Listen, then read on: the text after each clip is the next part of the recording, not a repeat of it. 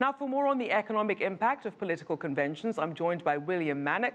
He's an associate professor at the Weatherhead School of Management in Cleveland, Ohio. Welcome to the show. Thank you, Rachelle.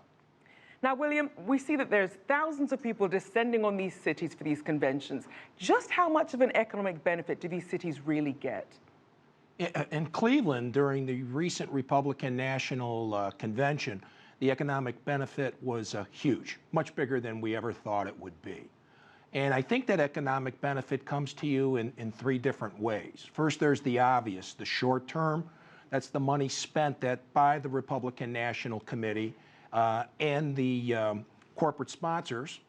Secondly, the people who attend the convention and the media. It was amazing how much money the media that covers spends when they attend the convention.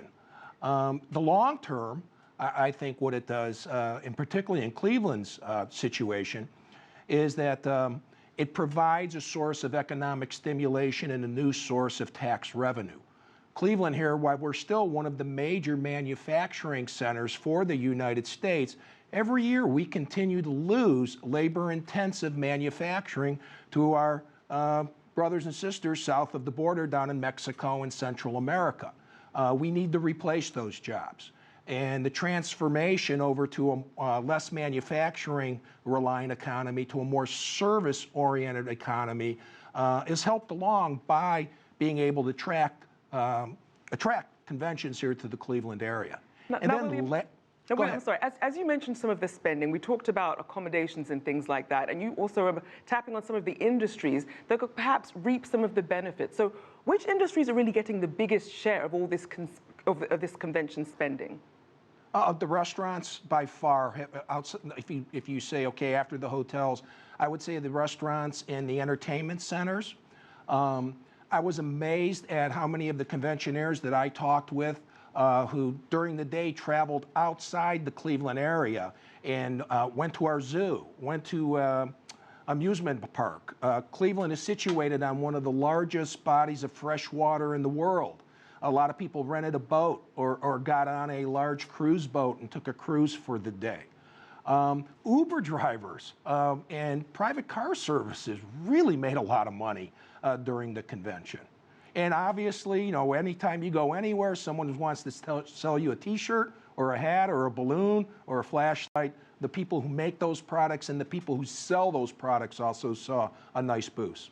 Now, William, you're in Cleveland, so you've kind of gotten to see what happened during and also what's happening afterwards. So is there any lasting effect of last week's convention, or was this really just a two-week spending spree? The lasting effect is this, Rachelle. I mean, what happened for Cleveland, and it was a blessing for Cleveland, is that all the things we needed to happen in Cleveland over the next 5 years happened in a year because we got the RNC and we had to put on our best face. We had to make ourselves as pretty as possible. So Cleveland got the hotel rooms.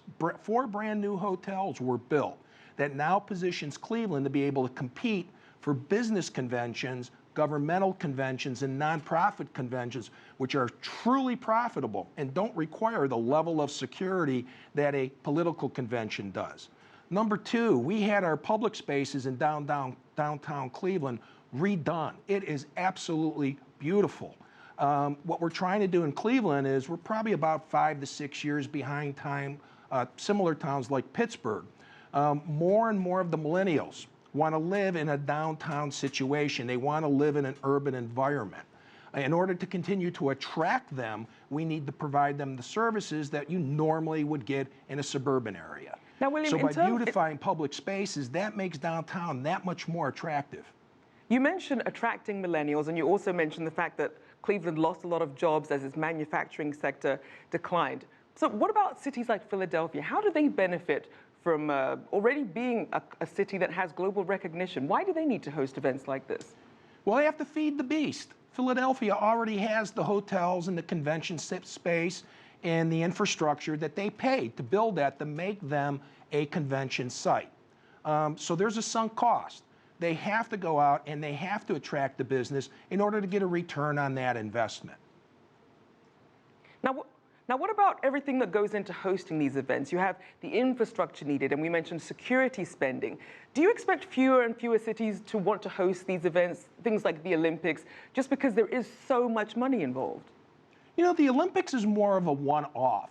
I think the problem with the Olympics is you build these multi-million-dollar facilities that aren't used after the event is over. And any city, who's ever listening out there, you never build anything that doesn't have a useful economic purpose once the event is over. And I think the Olympic, in my own personal opinion, build a permanent site in Greece. It's a central location. The Greeks could use the economic stimulus. So definitely in terms of businesses, business conventions and Democratic and RNC conventions, Philadelphia, it puts Philadelphia in the mind of everybody. People, individuals who want to travel say, well, boy, I saw a lot of Philadelphia during the convention. I've never been there. Let's go there. It reminds businesses and other types of organizations that have conventions or expositions that, hey, Philadelphia is in the market. And then lastly, don't forget, in the United States, the Democratic areas are on the coast, the East and the West Coast. Philadelphia is located very, very conveniently where the political power base of the Democratic Party is on the East Coast. Well, it sounds like people should definitely take a long view when investing in these things. We'll have to leave it there. Thank you so much for joining us, William Mahnic from Weatherhead School of Management. My pleasure.